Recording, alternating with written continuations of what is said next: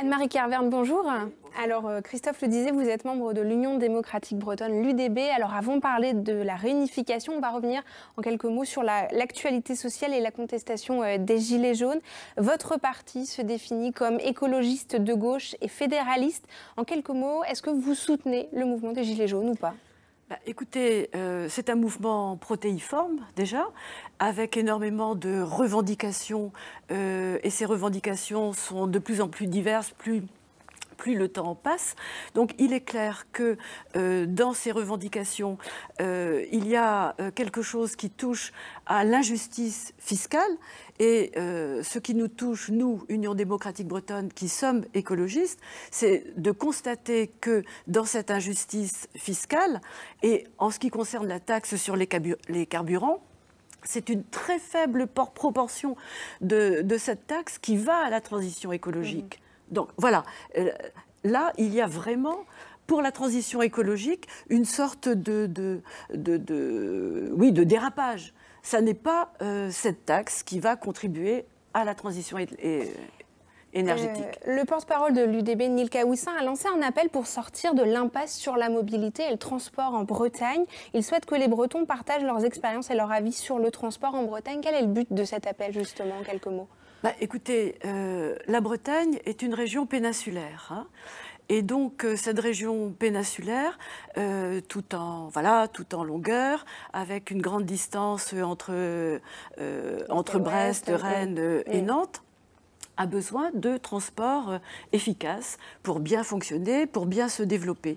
Et à l'intérieur de ces trois piliers, Brest, Rennes et Nantes, il y a tout un réseau de petites villes, de villes petites et moyennes qui ont besoin aussi de transports entre elles.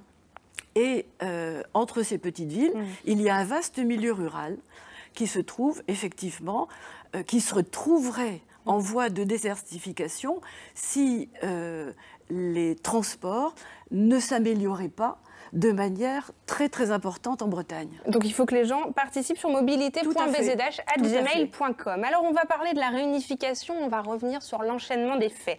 L'association Bretagne Réunie a rassemblé plus de 200 000 signatures dans une pétition. Cette pétition permet d'ouvrir le droit d'option pour demander le rattachement de la Loire-Atlantique à la région Bretagne. Le Conseil départemental de Loire-Atlantique, la région Bretagne et la région Pays de Loire doivent s'exprimer. Si les 3/5 des élus de chaque assemblée se prononcent favorablement, le sujet atterrira devant l'État qui tranchera. Loïc Chénet-Girard, président de la région Bretagne, a annoncé qu'un calendrier allait être fixé. Philippe Grosvalet, le président du département de Loire-Atlantique, a également annoncé que le 17 décembre, un vote des élus du Conseil départemental de Loire-Atlantique sera organisé sur cette question. Est-ce que cette réponse de la Loire-Atlantique vous satisfait ou est-ce que vous souhaitiez plutôt une consultation de la population comme le réclame Bretagne Réunie ? Tout à fait. Pourquoi ? Parce que depuis Tout à fait pour une consultation. Tout à fait, voilà. Tout à fait pour une consultation. Oui. Pourquoi ? Parce que depuis des années, il y a de multiples sondages. Soit des sondages à l'initiative de la presse, soit des sondages à l'initiative d'associations. Le résultat est systématiquement en faveur de la réunification, autour de 69-70%, mais les personnes sondées ne sont jamais entendues par les politiques. Or, la loi, toujours dans le cadre de la loi, il y a une possibilité qui est une possibilité de consultation populaire. Et donc, l'association Bretagne Réunie a lancé une pétition pour obtenir cette consultation. Pourquoi pour obtenir cette consultation ?